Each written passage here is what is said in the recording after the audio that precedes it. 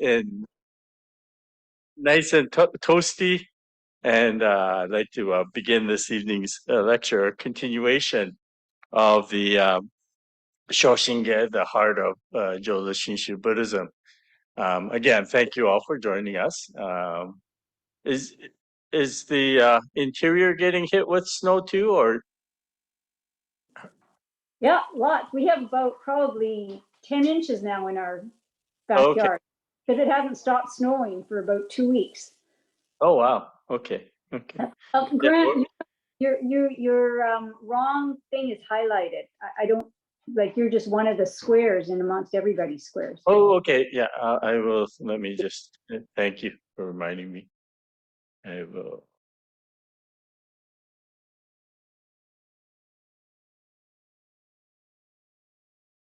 And I'm gonna do also. Yeah, I can't even get a snow day. Well, that's okay. All in fun. Anyways, yeah, thank you for joining me, and we would continue on with what we were doing last time. So last talk, we started off by I started off by introducing the writing of Shinran Shonin, the true teaching, practice, and realization of the Pure Land Way, or in Japanese, Kenjodo Shinjitsu Kyogyo Sho Monrui, which was then later, after Shinran passed away, a common abbreviated title, Kyogyo Shinsho, has been widely recognized and used. And at the very beginning of this, it's his most important piece, if you will. And we already discussed about the reasons for why he had written it. And we started off by I introduced the preface, and he starts off by introducing characters from the Contemplation Sutra. So last week, what we did was we went over that Contemplation Sutra. And I also introduced actually, I'm going to bring those guys up again. The seven patriarchs. I think that's a good thing to keep up here. So just bear with me for 2 seconds. I'm just gonna, okay, yeah. Okay. Yeah, I think that's a handy thing to have, especially when I'm mentioning one of them. I can just bring it up, and then you'll get some idea as we go along. So, yeah, we went over the Contemplation Sutra, or we actually went through over how the Pure Land Sutras were chosen. And Sorry, Grant, can I yes, interrupt for just a sec? yes. Is Judy there? No, she's not. Oh. Did she come? Okay. Well, she said she was going to walk. Oh, did she? Oh, Yes. I didn't open it because I figured nobody would come with the snow. Okay. Oh. Maybe I'll excuse me, everyone. There's one senior that comes here in person, so I'm just going to go and take a look to see if she's. Thank you. I'll phone her room. Okay.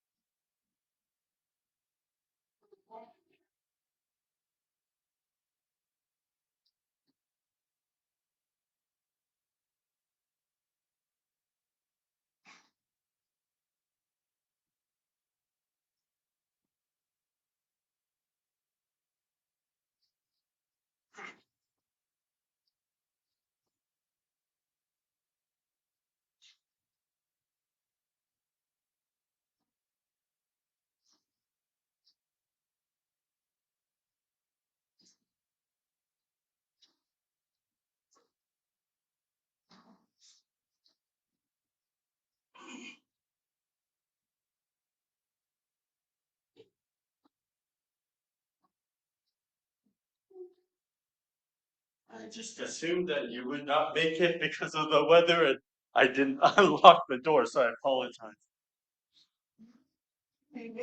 Yeah.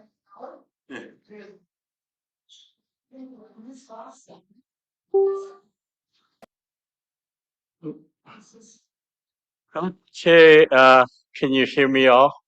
Kathy, I found Judy. She's here. Thank you. Thank you. Yeah, my apologies. I didn't think anybody would be brave enough to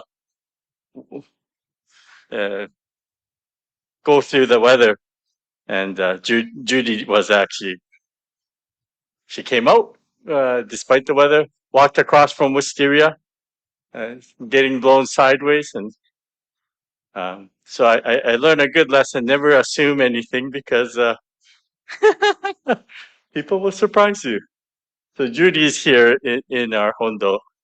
She's been coming out regularly to our gatherings. I will give you the handouts afterwards, after we're finished, if that's okay with you.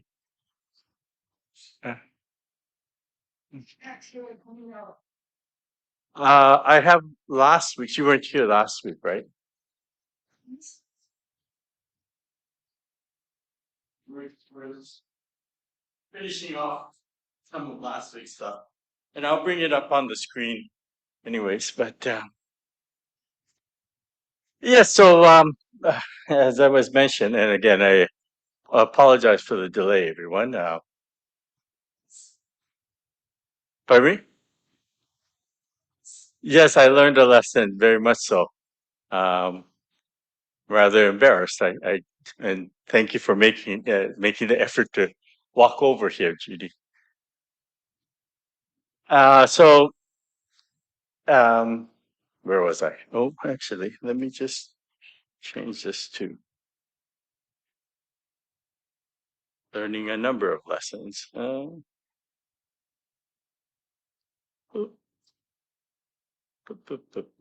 Okay, not that it's important, but so yes. So last week we started off by going over the beginning of the Kyogyo Shinsho, and in the preface it starts off with talking about these incarnate ones, or the characters that come out in what we call the Contemplation Sutra. So we talked last week a little bit about how the three Pure Land Sutras were selected, and it was actually Shinran Shonin's teacher, Honen Shonin, who was the one who he was the one that selected the three Pure Land Sutras, and of course Honen Shonin was down here on the right above Shinran. And so the connection between Honen and Shinran, of course, Shinran was a direct disciple of Honen Shonin. And I mentioned that along with Shinran, Shinran and Honen were directly linked. They overlapped in their lives. And the only other one was Shantao and Tao Cho, or Doshaku and Zendo. But the rest, they just carried on. There's a 100 years difference between, or 70 years difference between Nagarjuna and Vasubandhu when he came about. And so basically they added on to what previous masters had written about the Pure Land teachings. So again, so it was Honen Shonin who selected those Pure Land teachings, and that came in the Honen Shonin's writing on selection on the Nembutsu in the original vow. And I introduced that last time. And we went over the Contemplation Sutra and what the story was all about. And I'm not going to go into that again this week. But the main audience for that Contemplation Sutra was Queen Vaidehi, and how she is able to find the passage to the Pure Land, or learn about the Pure Land, and how she was able to, I guess, follow or become a follower of the Nembutsu teaching. So, according to Shinnan's teachings, then, in the end of the preface of the what happened here? You're not seeing this. Why aren't you seeing this?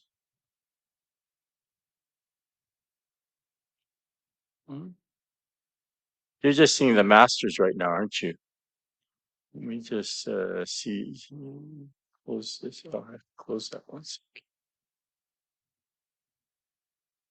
New share. Okay.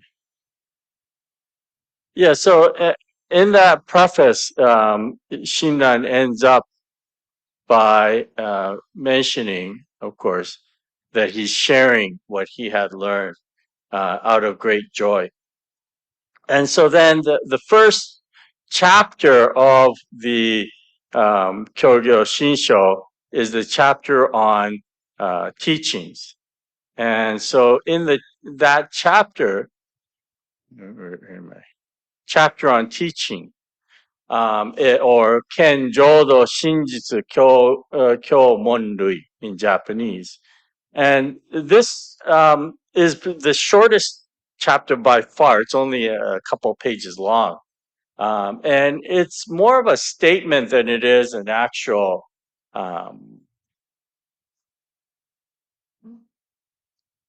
theory or argument or yeah, there are other chapters.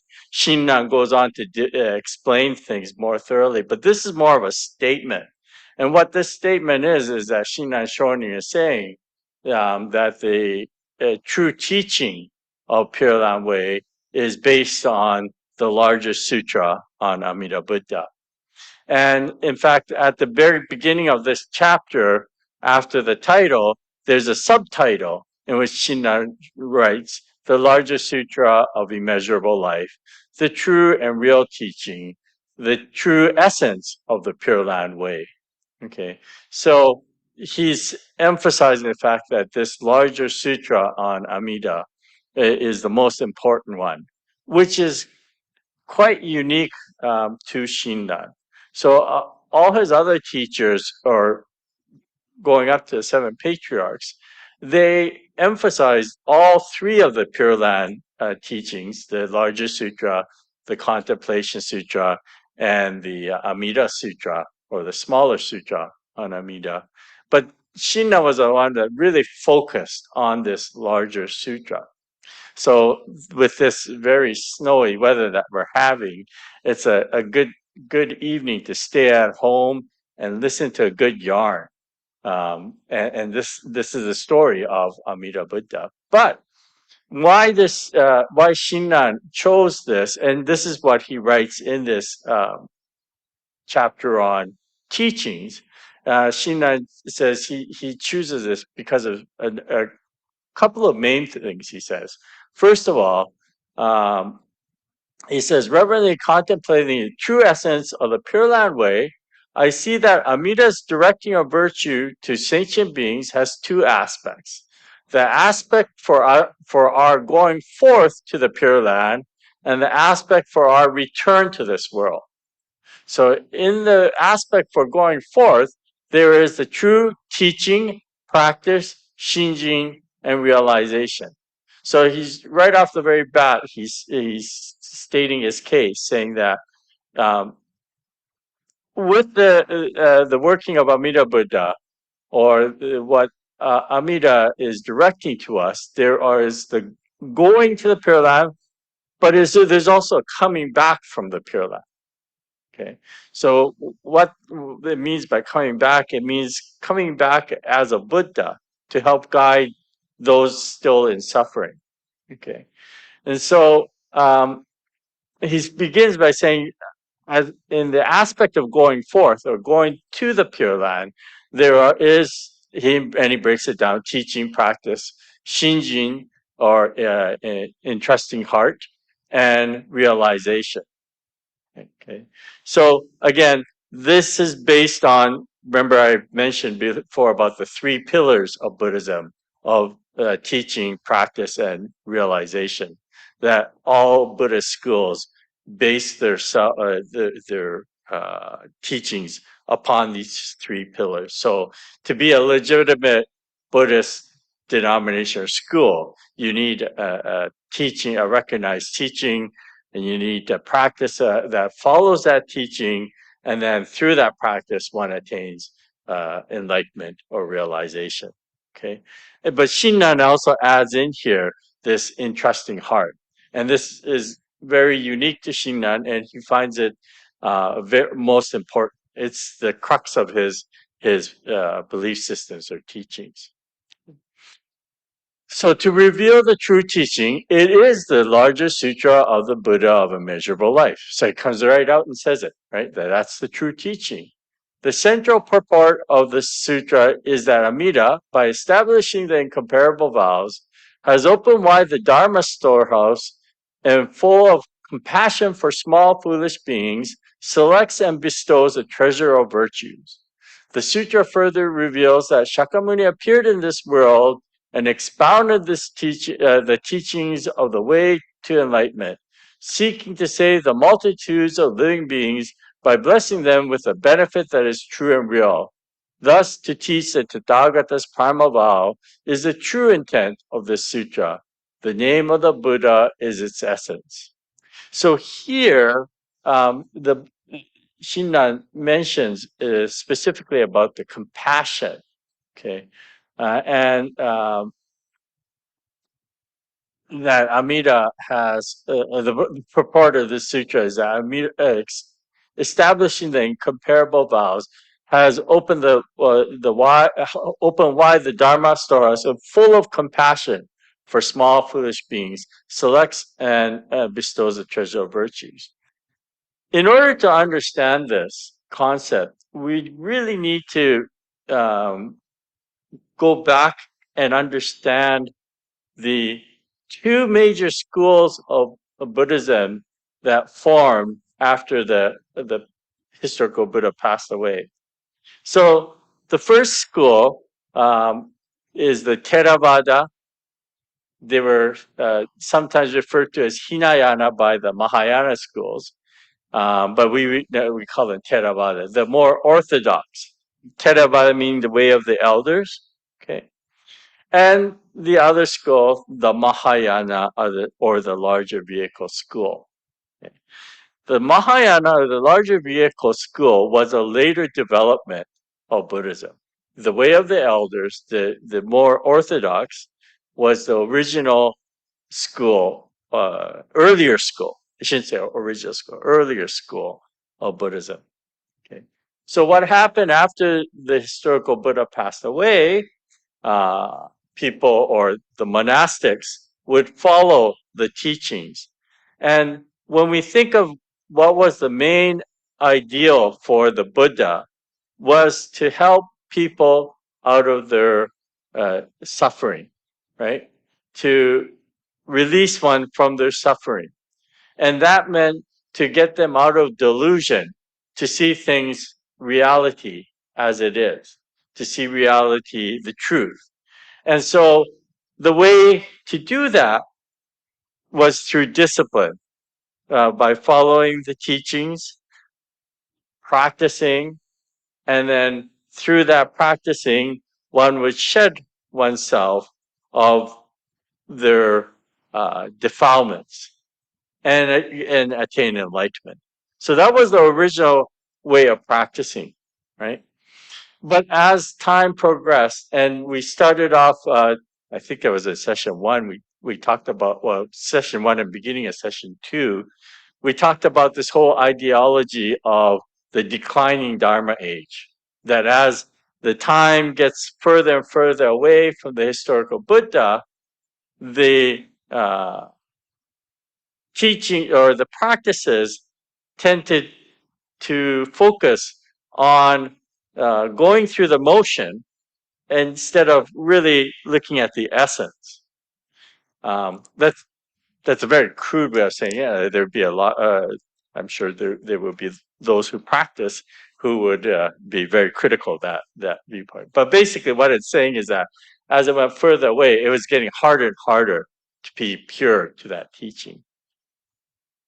When the Mahayana schools started to develop, and this is about 600 years after the Buddha passed away, there were amongst the monastics, there were those who felt if the essence of the Buddha was to free people, liberate people from suffering, it had to be for everyone.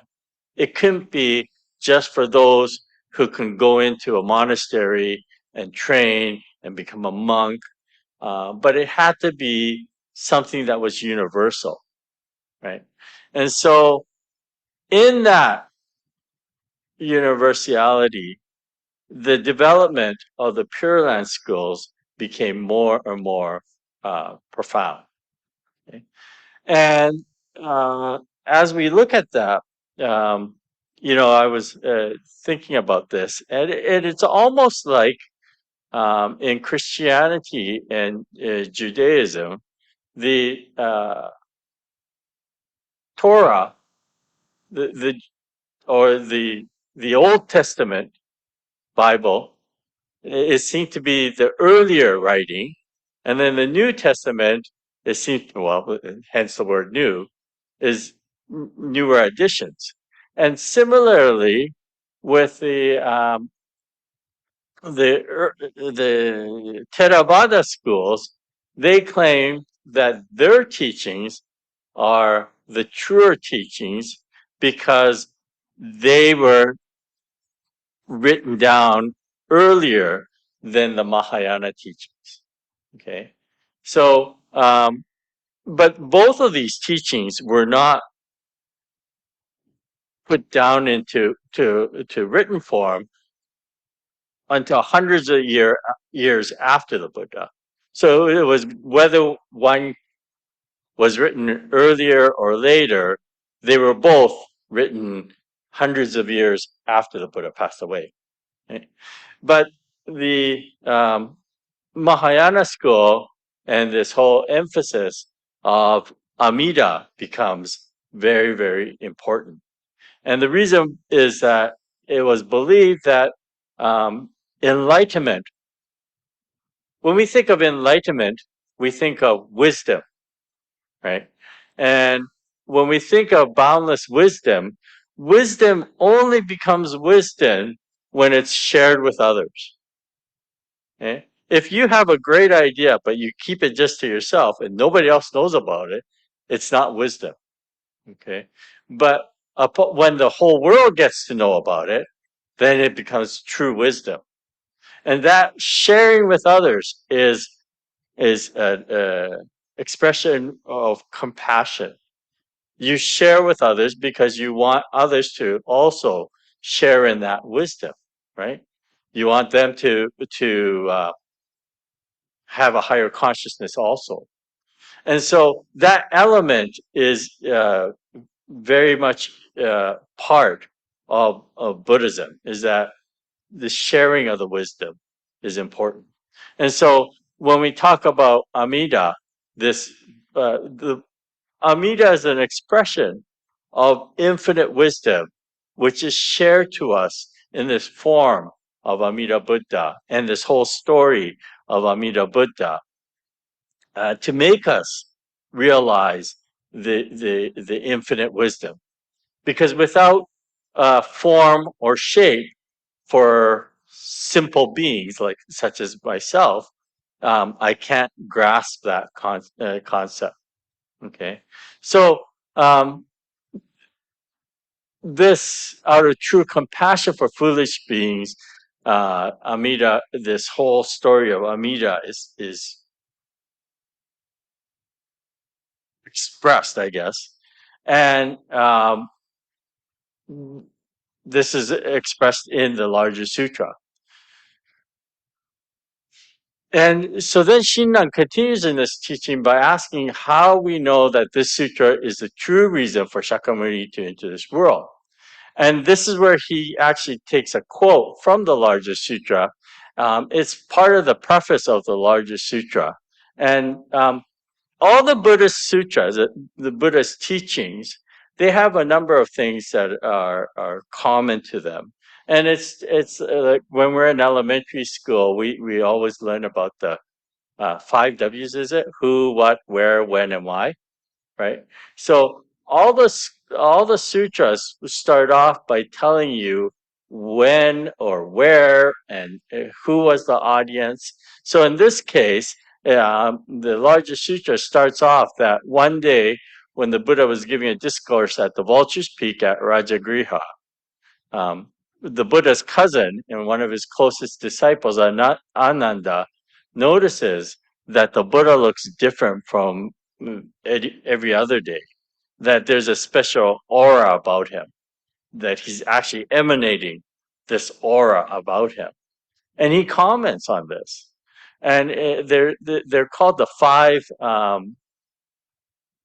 five majestic appearances of the Buddha.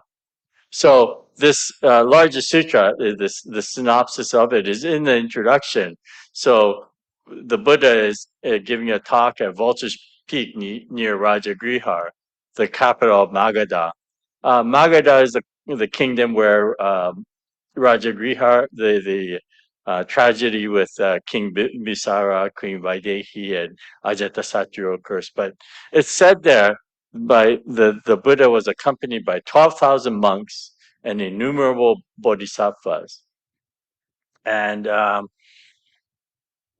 in this Largest Sutra, so Ananda recognizes the aura of the Buddha.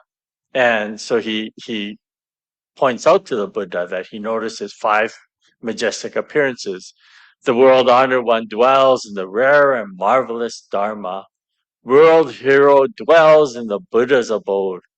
World eye concentrates on the doing of the leader's duty. World valiant one dwells in the supreme Bodhi. One most honored in heaven realizes the Tathagata's virtue. I don't know where he comes up with these, but these are 5 specific majestic appearances of the Buddha that Ananda notices, points out. And that's when the Buddha asked Ananda, did somebody put you up to commenting or making this statement? And Ananda said, no, by no means. I just happened to notice you look different today, right? And that's when the Buddha then says that, well done, Ananda. And he says that you're in a specific samadhi. You're in that state or that frame that you're able to listen with an open mind. You are able to encounter this particular dharma because you've attained this samadhi, this concentration, where you're able to pick up that I look different. And then he goes on to say that, I do have this different appearance today because I am about to expound a teaching of utmost importance. And in fact, the Buddha says that he's about to expound a teaching for which he was born into this earth, right? And then he goes on. So then we get into what we call the main body of the Largest Sutra. And it starts off with a tale and very much, or not, well, I guess it is a little different for Shakyamuni. But there's, so he goes on by saying that there were 53 Buddhas in the distant past, and the 54th, he says, is introduced as Lokeshvara Raja Buddha, or Sejizai Obutsu in Japanese. And Shakyamuni is telling the story. He said there's a king who happens to encounter the Dharma of this Buddha, Lokeshvara Raja Buddha. And upon hearing that Dharma, he forgoes his kingdom and he renounces his kingdom and aspires to attain Buddhahood for himself. So the king then prostrates before Lokasvara Buddha and sings a song of praise of this Buddha. And that's that Sambutsige that we chant frequently at on our Sunday services. So this is a song praising Lokasvara Raja Buddha, and also at the same time saying, when I become a Buddha, this is the kind of Buddha that I want to become. Okay. And so actually, before he sings that song, sorry, I skipped. Oh no, right. No. So he makes that songs, and then he becomes what we call Dharmakara, or the Bodhisattva, aspiring to be shown the Dharma. And Lokasvara Raja Buddha is said to have shown him all these different Buddha lands, countless Buddha lands. And after seeing that, Dhammakara Bodhisattva states that he wants to take all the best parts of all the various Dharma lands, and he create his own what we call Pure Land. And so he makes 48 vows to attain enlightenment for all sentient beings. And of these 48 vows, the 18th vow is designated by Shinran as what we call the primal vow, the most important one.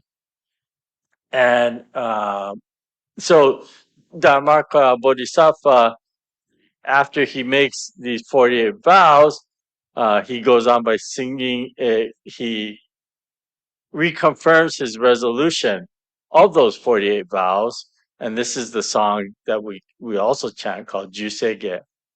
And after he reiterates his resolution to fulfill these vows, he then practices over what we call 5 kalpas or 5 eons, contemplating on Buddhahood and becoming then Amida Buddha. Right? And Ananda asked if Dhammakara has in fact become the Buddha already, and Shakyamuni states that he had done so 10 kalpas ago and resides presently in the land of peace and bliss, and is expounding the Dharma presently. And he goes on to describe this Pure Land in detail. And then part 2 begins with what we call the praise of the name of Amida by other Buddhas and attainment of birth through faith. And I'll bring that up in just a second. And then following this, the Buddha then goes on to talks about the 3 grades of aspirants, and also admonishes some of the evils or defilements that we should try not to do in this world. And then he encourages, at the end, he encourages those sentient beings to continue listening to this practice or this teaching, and that he will promise to keep this in this world for 100 years after the extinction of all other teachings, and the difficulty. Basically, he says that he will keep this teaching beyond all other teachings.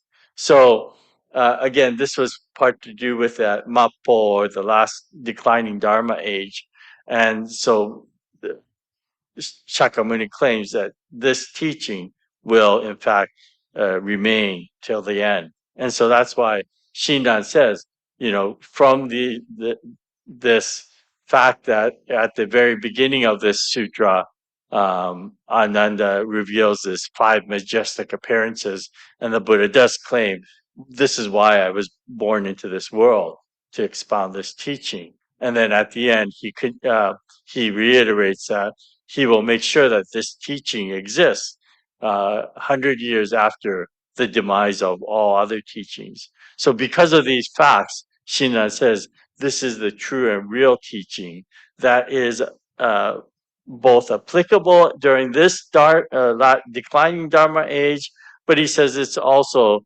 very much applicable in the right Dharma age as well as the semblance Dharma age. It can be practiced in any of the Dharma ages. So Shinran professes this to be of the utmost importance.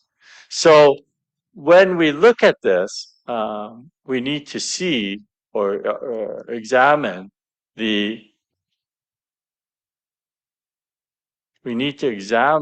in fact, the 48 vows. And I'm not going to go through all of them, but going through some of the more important ones just to understand where what all this means. So, as I mentioned, the Dharmakara Bodhisattva, before becoming Amida Buddha, makes these vows. Okay, and vows are very important in Buddhism.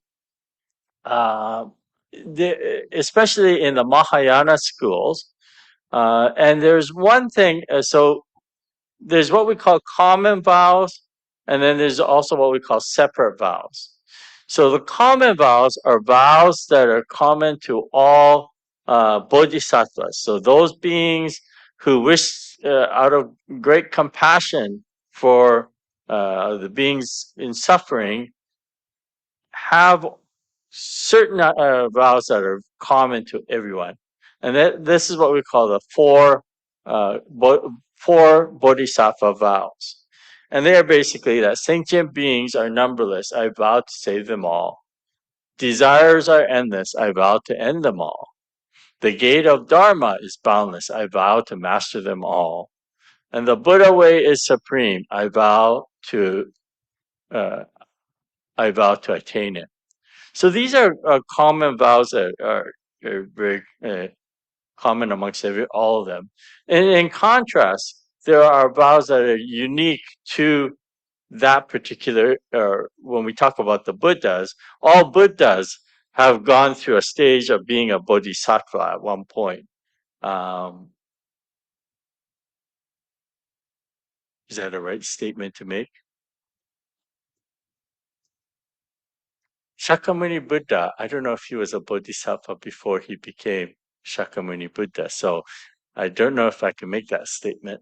But basically, all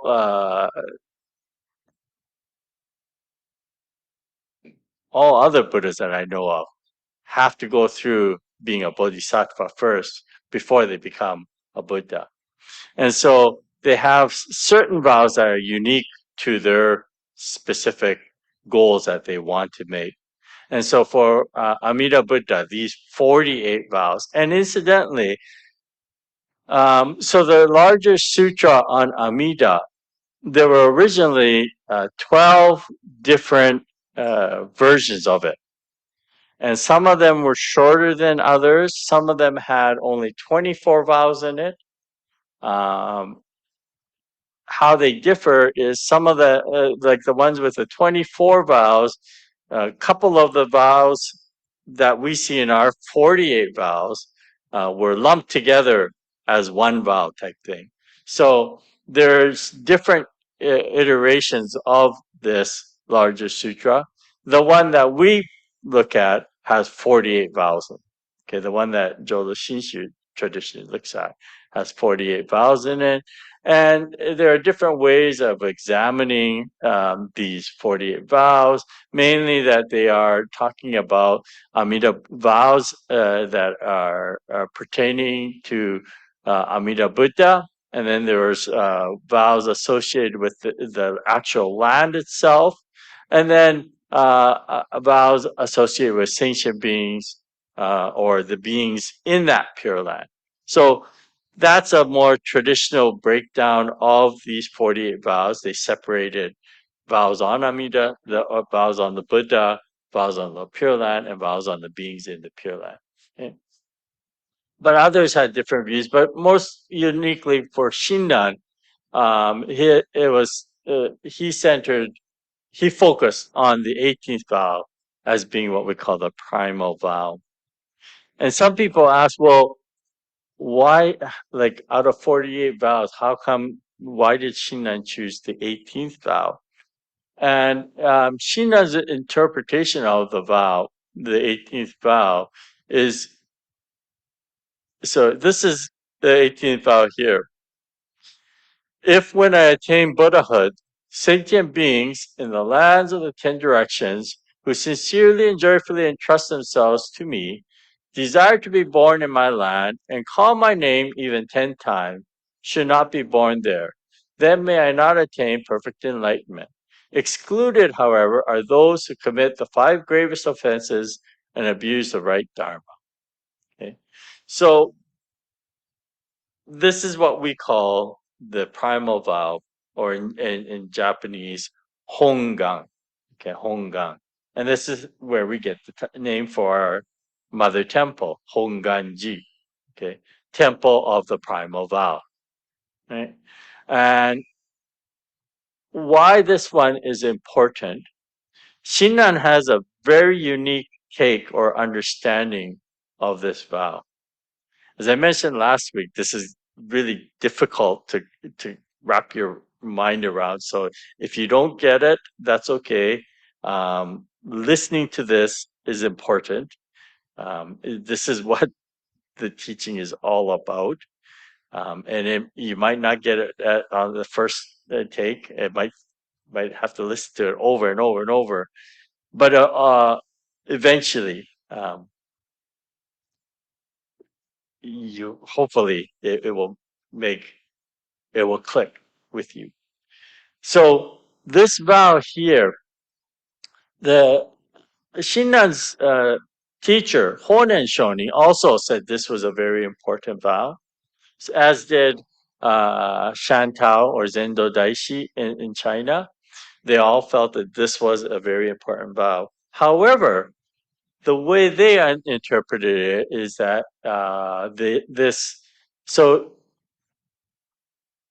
in this, we talk about, well, let's break it down first of all. If when I attain Buddhahood, sentient beings in the lands of the 10 directions. So 10 directions here, traditionally how we view 10 directions is if you look at the compass, right, you have north, east, south, west. Then you have northeast, southeast, southwest, northwest. That's 8 directions. And then you have zenith and nadir, so up and down. So that's how they normally describe 10 directions. Okay, so when we think of the 8 compass points and then up and down, right? So all directions basically. So who sincerely and joyfully entrust themselves to me, desire to be born in my land. So this is what we traditionally call the 3 hearts. Okay, this sincere heart, joyful heart, and or joyful, entrusting heart, and the heart of desire to be born in the Pure Land. Okay. These were traditionally seen to be the faith or attitude of the practitioner. Okay, so this is a little tricky. When we talk about these hearts, there are the different hearts or the attitude that the practitioner should have. Okay? So for Honen, for Shantao, this is with this heart of joy, entrusting, a sincere heart, one should recite the name of the Buddha. So this was the practice of the Nembutsu follower, the follower who's reciting them. This should be how you recite the Nembutsu, with this heart in mind. The problem you have with that is when we start talking about other power, okay, If this is to be an attitude or a heart that you have to have in order to recite this, then it becomes what we call self-power, and that becomes a little tricky to understand as well. This idea of self-power versus other power. Okay, but this is where Shinran takes quite a quantum leap, or it takes a big leap in the understanding of this particular vow. And where he gets us is after making the 48 vows and fulfilling his practices over 5 eons or 5 kalpas, Dharmakara then becomes Amida Buddha. And so the second half of the larger sutra starts off with what we call these completion statements. Okay? And these completion statements, he doesn't mention, they're not, there aren't 48 completion statements. There are completion statements on very few of the vows, but the vows that were considered most important. And in there, it says this: all Buddhas, Tathagatas in the 10 directions, as numerous as the sands of the river Ganges, together praise the inconceivable supernatural virtue of Amitayus. And so this first paragraph is supposed to be the completion statement corresponding to what we call the 17th vow. 17th vow says, if when I attain Buddhahood, innumerable Buddhas in the lands of the 10 directions should not all praise and glorify my name, then may I not attain perfect enlightenment.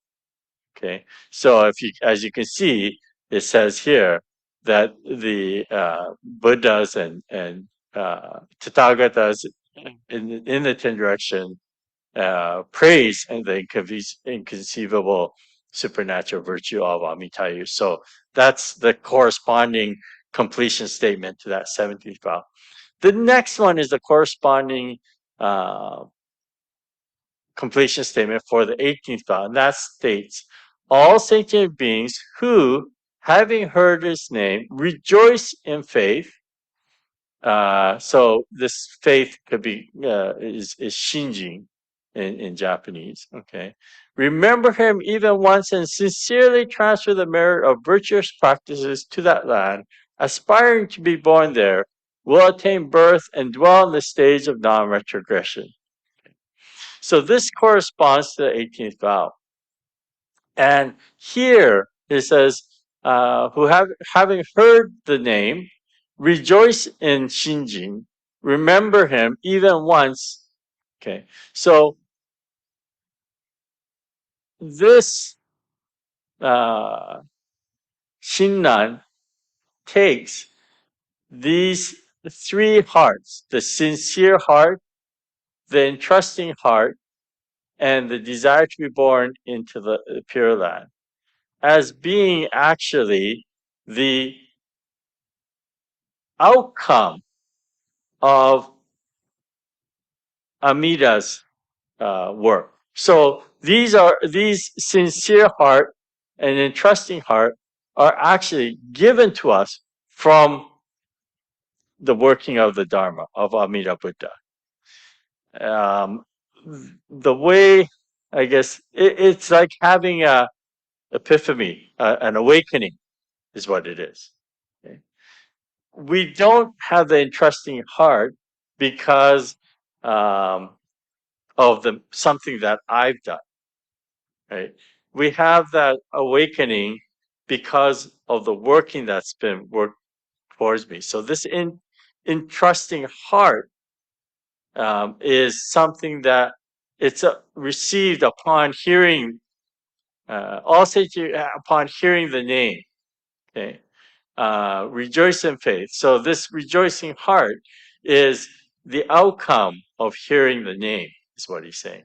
Okay, so it's not my entrusting heart, but in fact, the entrusting heart is cultivated within me because of the working of Amida Buddha.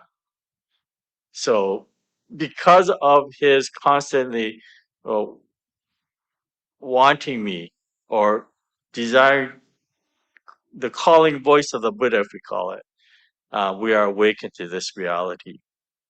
So, the one way of that I often use to explain it is the whole idea of um, when we have those moments of awakening where we realize something, a much bigger consciousness than the self-centered self. So the whole the example I will often use is that the perception of the universe and myself. Okay, from the dichotomous way of thinking is that I am here and the universe is out there. That's a very dichotomous way of thinking. I am here and the universe is out there. Okay, that would be like saying I am here and Amida is out there. The other way of viewing the universe, of course, is that I am within the universe. Right, I'm completely enveloped. I am part of that universe. Right, we can have an aha awakening of that, and we can understand that intellectually, but in fact, we still, because of our limited capacities, see the universe as something that's out there. We can intellectualize it, but we can't really actualize it, perhaps. Okay? We can see it through all the things that science shows us, spacecrafts going into space, seeing the Earth from outer space, but we really, I mean, for us, we still see the universe out there. So that's sort of the way of understanding the separation between Amida and ourselves. We can sort of understand it, but because of our limited way of thinking, we can't really fully grasp it 100%. We could sort of understand it and we can conceptualize it, but that's about the limit of what we can do. So this 18th vow for Shinran was very important because he said that this was his aha awakening, that this was when he felt the working of the Buddha, or making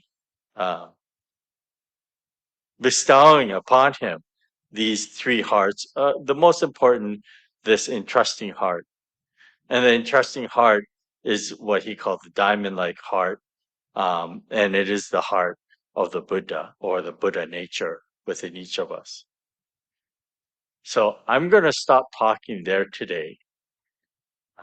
If you want to ask questions, please ask questions. If you want to mull over what I said, please mull over what I said. I know this is very, very difficult concept to take in. It's not a blind leap of faith. It is when we do have awakenings or consciousness, different levels of consciousness. I mean, we see that in our modern society today. We begin to see how small our world actually is, how we are all interconnected. And is it because I am intelligent that I'm awakening to this? Or is it because the universe is working upon me that awakens me to this, or to us collectively, right? So similarly, I think the whole concept of Amida, it's not something that we just say, oh, it's not just the story that we listen to. We call these sacred stories. They're sacred because they do tell us about the universe. They're an expression of the universe. And so for us, this is one way, or it was the way that Shinran encountered infinite wisdom and compassion. And this is a path that he found as a liberation out of his delusion and suffering. And so this is what we also try to understand and follow. And it's not simple. I know by no means is it, but I don't think it was ever meant to be. And I'm really glad that you're trying to work this out together with me on this journey, because I don't claim to have all the answers either. I'm working through it just as much as you guys are. But I think it's important that we do try to understand it. I mean, that's the whole point of this journey. So I leave it there. Any comments or questions or? Yes, Michael, please unmute yourself. Hey, Sensei. Hi. My thought is the three hearts brought about by the working of other power. Oh, so what was that? So is the three hearts, Yes. is that brought about by the working of power? Yes. Of the developing it. Yeah, that's how Shina understood it, was that, in fact, so this actually comes from Chantal's parable on the river of fire and river of water. And in that parable, there comes a point where one comes to what we call the three stances of death. And what that is that, if you go forward, you're most likely to die. If you go backwards, you're most likely to die. If you stand still, you're most likely to die. So you're sort of at your wit's end, right? And at that point, basically, well, for Chantal, at that point, he said, basically, you have to make a commitment. And for Chantal, in that parable of river and fire, river and water, was to move forward. Okay. And as narrow as the path was, he saw a path going forward. So for Chantal, it was to go forward. But for Shinan, even going forward was because there was a path there that he was able to do that. And that path there was from Amida. Okay. So without that path there, you wouldn't have that option. And so for Shinan, it was ultimately not because of him, but it's because of the Buddha. And when we think about it, I mean, most of us who are on this Zoom now, we recite the name Namo Amida Butsu, and the more we recite it, the more comfortable we may become with it. But Namo Amida Butsu, we weren't all born with it on the tip of our tongues. It's been, when we think of all the past that has allowed it to be here today, when I think of all the past working of all the causes and conditions that have allowed me to be here today, I realize that it's much more than just my individual self. And it's not, I am very fortunate because I've had the good fortune and the good past teachers and that have guided me to this point. And it's that sort of awareness that we begin to have, is that realizing that even this, what I call entrusting heart or rejoicing heart, um, is because of the working of the other. Okay, thank you, Sense. And then, oh yeah, exactly. Yes, thank you, Francis, for bringing that one up. Yeah. So before the infant, the first cry of the infant is mother or mama or whatever it might be. But before the infant could ever cry that, the mother is reassuring it hundreds of times in that first year, maybe 1,000 times, whatever it might be. And out of that repeated um, calling by the mother, or from the father's perspective, we might call it brainwashing by the mother, imprinting by the mother. The infant says "mama," right? But that's that. I'm kidding, of course, on that. But that idea is in fact true. It's when the child feels the love of the mother that it takes refuge in the mother. It says "mama," right? It's after that nurturing that occurs, and that's the relationship that occurs. So similarly, um, for Xingnan, even that entrusting heart came about because he was able to encounter the Dharma of Amida. So for him, even that entrusting heart was something that was bestowed upon him, is how he perceives it. Okay. Any other comments or questions?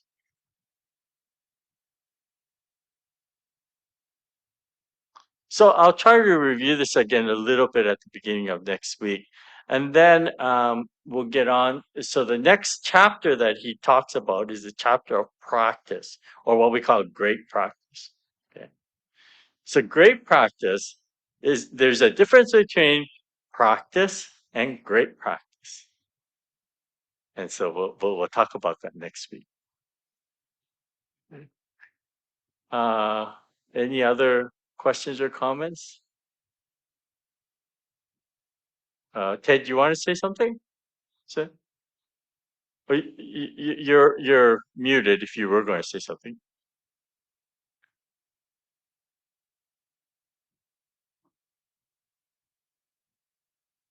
Uh, Let me ask, Linda, how are you finding it? Are you able to follow it, or is? Yes, Yes, it's great. great. Oh, okay, I'm glad you're able to follow it. I wasn't sure. The The information is really Good. good. Oh, If good. you're You're all everything I'm saying or not. saying or not, I'm getting I'm getting this audio seems field off. team's off. Oh, sorry, you were echoing there a bit. The The audio is is echoing. echoing. Oh, I Just- heard you just- clearly now. Huh? It seems It seems fine fine when you're you're speaking, but when but when someone's someone speaking, then then it it does this does this echo. audio. It is, eh? Yes. Yes. Let me try to figure. Oh, you know what? Let me try this.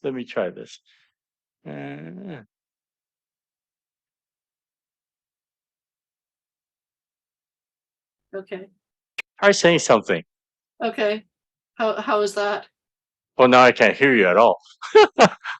Maybe Yeah. you could, everybody else can, but I can't. The mic is on. It's on. Oh, there I am. There I am. No, I don't. No, I don't. It's still doing. Still doing. Are you Say- hearing an echo? Yes. Yes. Okay. Let's see. Is How- everyone Is else everyone else hearing hearing it? it? An echo? Everybody Echo? else is here. Okay. Yeah. Let me try to figure this out.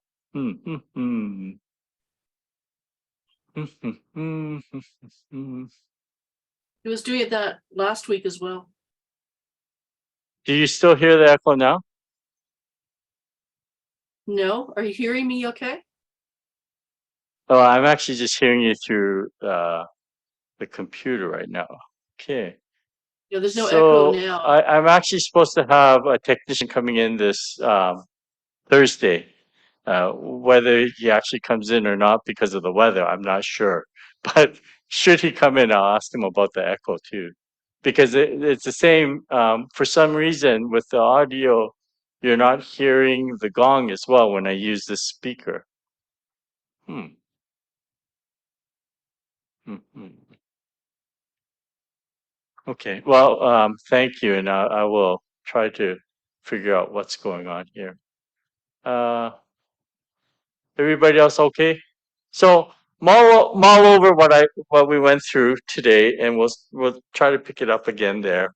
I will actually talk a little bit more about what we call what Shinan called the five true vows, as opposed to he actually differentiated the vows into auxiliary and true vows. Auxiliary are the ones that help the true vows, and the true vows are sort of the core, if you will. And so we'll go over that. And speaking of which, I did allude to it, but I didn't really specify. So why was the 18th vow chosen? You know, one would think, or one could think, I suppose, if you looked at it from the perspective of importance, why not put why all the way in the 18th as opposed to say the number one vow, right? The first vow should be the most important. Well, this is something that one has to understand, is that Shinran Shonin, as well as the other Pure Land masters,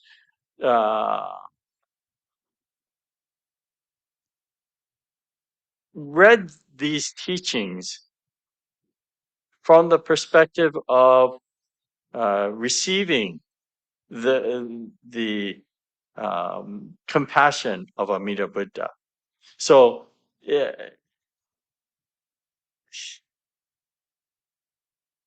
it was written in this fashion, but for Shinran as well as Honen and Shantou, upon deep reading, it came clear to them which ones were the important vows, or the core vows. So they're not going to change around the order to suit their needs, but in their deep reading of it, through the awakening of the working of Amida Buddha, from that perspective, they found out, they were able to elucidate which were the core vows, the core teachings, if you will. Okay, so it doesn't necessarily have to be that this one is the first one is the most important, etc. Okay. And that's true of, if you look at things like books, for instance.